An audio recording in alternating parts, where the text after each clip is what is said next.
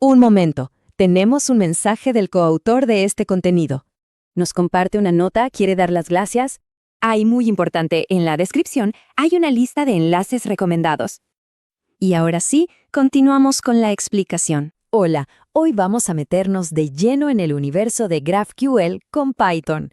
Y no solo para ver cómo funciona, sino para explorar el gran debate que define cómo se construyen APIs hoy en día.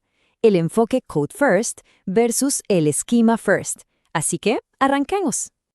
Para no perdernos, este es nuestro plan de vuelo. Vamos a empezar con el porqué, de dónde salió GraphQL. Luego vamos a analizar esas dos filosofías que lo dividen todo. Veremos ejemplos bien prácticos con Graphene, Ariadne y Tartiflette. Y al final los ponemos cara a cara para ver cuál es la mejor herramienta para cada situación. Bueno, entonces empecemos por el principio. Toda gran tecnología en realidad nace para resolver un problema. Y el problema que GraphQL vino a solucionar era uno de verdad enorme en la era del Internet móvil. La pregunta es clave. Ya existía REST, ¿no? Parecía que todo funcionaba. Pero hay que imaginarse el contexto de 2012. Facebook se dio cuenta de que el tráfico desde celulares ya superaba al de las computadoras. Tenían aplicaciones súper dinámicas que necesitaban datos de forma muy flexible y sobre todo rápida, en redes 3G que eran lentísimas. El modelo de REST, con eso de tener que hacer múltiples llamadas para obtener todo, simplemente no daba la talla. Y esta línea de tiempo cuenta una historia fascinante. Nació en 2012 como una solución interna, casi un secreto de Facebook. Para 2015 lo liberaron al mundo, justo cuando React, otro hijo de Facebook, estaba en la cima. Pero el verdadero voto de confianza, el que hizo que todos voltearan a ver, llegó en 2017, cuando GitHub rehizo toda su API en GraphQL. Y para que no fuera solo la herramienta de Facebook, en 2018 se creó la fundación GraphQL, convirtiéndolo en un estándar global para toda la industria. Ahora que ya tenemos el contexto de dónde viene, vamos a meternos de lleno en el meollo del asunto en el ecosistema de Python. ¿Cómo construimos nuestro esquema? Y aquí es donde aparecen dos caminos, dos maneras de pensar muy distintas. Para entender esta división, pensemos en una analogía. El enfoque Schema First es como un arquitecto que se sienta y diseña un plano súper detallado antes de que se ponga un solo ladrillo. Ese plano es la ley, es el contrato. Por otro lado, el enfoque Code First es como un maestro constructor que primero levanta la casa y una vez que está terminada y perfecta, dibuja el plano que refleja exactamente lo que construyó. Entonces, desglosando el Code First, aquí la fuente de la verdad, el punto de partida, son las clases y objetos de Python. Lo que se hace es escribir la lógica de negocio, definir los modelos y a partir de ahí, como por arte de magia, se genera el esquema de GraphQL. Es una integración supernatural, sobre todo si ya se está usando un ORM como el de Django o Alchemy. Y del otro lado de la moneda tenemos Schema First. En este mundo, el lenguaje de definición de esquemas, o SDL, es el rey. Primero se define en un simple archivo de texto cómo se tiene que ver la API. Este es el contrato y es inmutable. Y solo después se escribe el código en Python que va y conecta la lógica a cada pedacito de ese esquema. A ver, pongámoslos cara a cara. Con Code First, el esquema y el código son casi una misma cosa. Están muy pegaditos, lo que lo hace genial para integrarse con la lógica de negocio existente. Con Schema First, en cambio, hay una pared muy clara. El código se limita a implementar el contrato que el esquema define. Uno es ideal para sistemas que ya funcionan con ORMs, el otro es perfecto para APIs públicas, donde ese contrato es sagrado. Ok. Basta de teoría, vamos a la práctica. Vamos a ver cómo se ve esto en código real. Y para el mundo Code First, el nombre que suena en todos lados es Graphene. Graphene usa un estilo orientado a objetos, que para la gente que viene de Django, por ejemplo, va a ser como sentirse en casa. La idea central es súper directa. Se definen clases de Python que se mapean uno a uno con los tipos de GraphQL. El código, y solo el código, es la fuente de la verdad.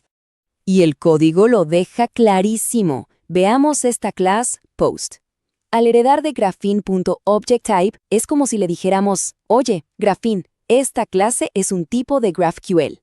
Cada atributo, como el id, se transforma en un campo del esquema. La clase Query define los puntos de entrada.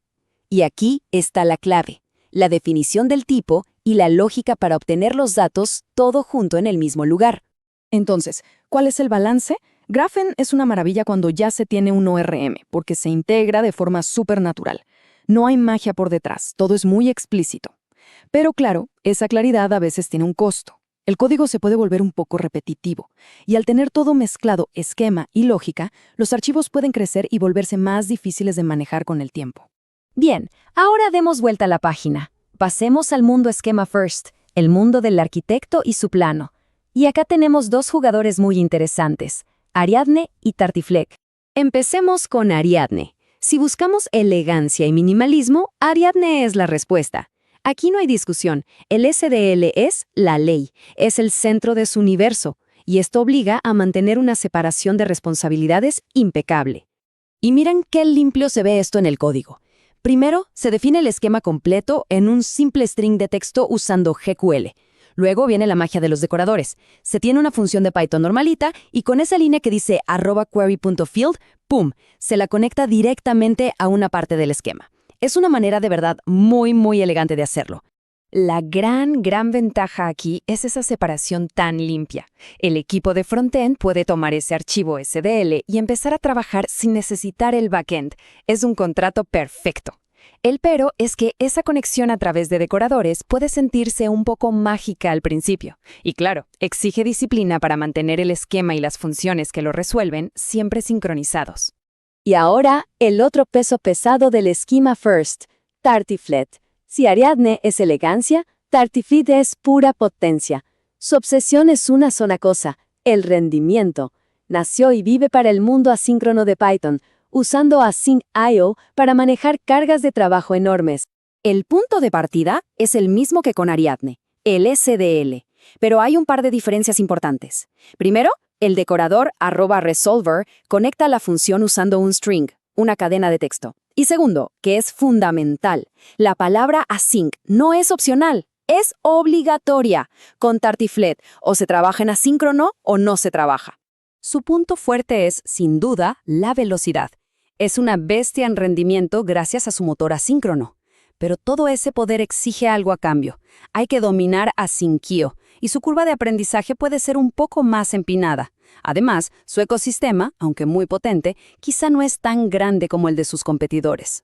Muy bien, ya vimos las filosofías, los jugadores principales y hasta el código. Ahora viene la pregunta del millón. ¿Cuál usar y cuándo? Y para ponerlo todo en perspectiva, esta tabla es oro puro. En filosofía está claro. Graphene de un lado, Ariadne y Tartiflette del otro. En estilo, Graphene es más clásico, orientado a objetos, mientras que los otros dos tiran más a lo funcional. Y el tema async es clave. Todos pueden, pero para Tartiflette es su razón de ser. Entonces la cosa es así. Si se está integrando con un ORM que ya existe, Graphene encaja como un guante.